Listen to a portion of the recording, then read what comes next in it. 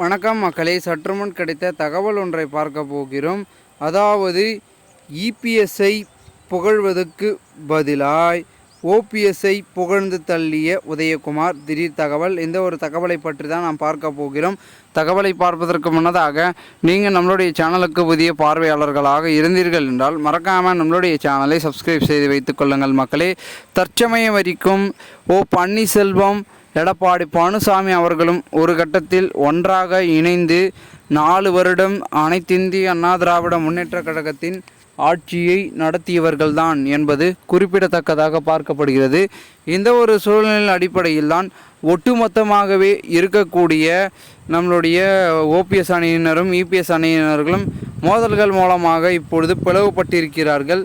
கட்சியிலிருந்து நீக்கப்பட்டிருக்கும் பன்னீர்செல்வம் ஒரு பக்கம், கட்சியை வைத்து தலைமையை தாங்கிக் கொண்டு வழிநடத்தி கொண்டிருக்கும் எடப்பாடி பழனிசாமி ஒரு பக்கம் என்று போய் கொண்டிருக்கும் இந்த ஒரு சூழ்நிலையில் அடுத்தடுத்து என்ன நடக்கப் போகின்ற ஒரு எதிர்பார்ப்பு ஒரு பக்கமாகத்தான் இருந்து கொண்டிருக்கிறது.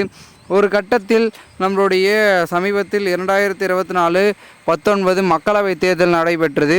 அந்த ஒரு தேர்தலில் பிரச்சாரம் பார்த்திங்கன்னா அதற்கு முன்னதாக நடைபெற்று கொண்டிருந்தது. அந்த பிரச்சாரத்தின் பொழுது உதயகுமார் அவர்கள் பன்னீர்செல்வத்தை ஒரு சில வார்த்தைகளில் கூறியது பெரும் விதத்தில் இருந்ததாகவும் ஓபிஎஸ்ஐ புகழ்ந்து விட்டார் என்று ஒரு பக்கம் கோஷங்களும் விட்டதாகவும் கூறப்படுகிறது. அதாவது இபிஎஸ்ஐ குறித்து பேசுவதற்கு பதிலாக ஓபிஎஸ்க்கு சாதகமாக பேசி தற்பொழுது அங்கு ஒரு பரபரப்பை ஏற்படுத்தியதாகவும் கூறப்படுகிறது.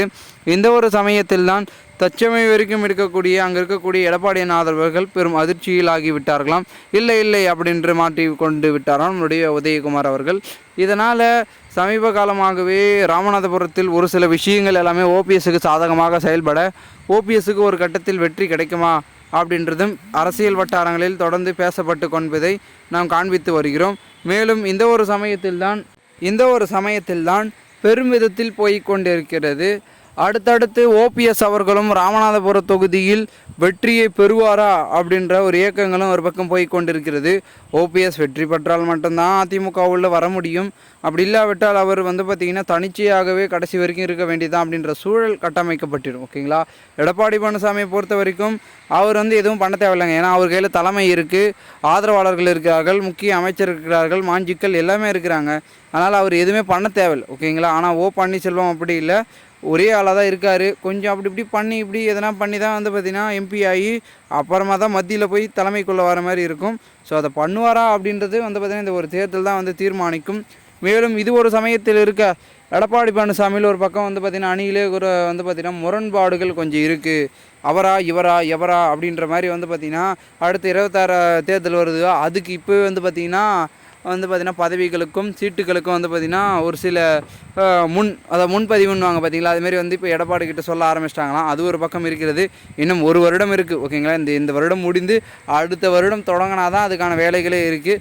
இப்போ 2026க்கு தயாராக ஆரம்பிச்சிட்டாங்க. ஏன்னா அதிமுகவை பொறுத்த வரைக்கும் பெரும்வாரியாக பார்த்திங்கன்னா செயல்படணும் அப்படின்னு இபிஎஸ் இருக்காராம்.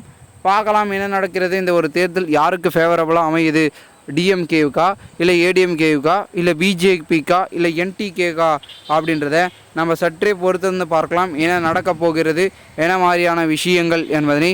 மேலும் இது போன்று நீங்கள் அரசியல் சார்ந்த உண்மை நிலவரங்களாம் தினசரி தெரிந்து கொள்ள நம்மளுடைய சேனலை சப்ஸ்கிரைப் செய்து வைத்துக் கொள்ளுங்கள் மக்களே. நாம் அடுத்தடுத்த வீடியோவில் சந்திக்கலாம். அதுவரை உங்களிடமிருந்து விடைபெறுகிறேன். நன்றி, வணக்கம் மக்களே. சேனல் பக்கத்துடன் இணைந்து கொண்டே இருங்கள். அரசியல் சார்ந்த காணொளிகள்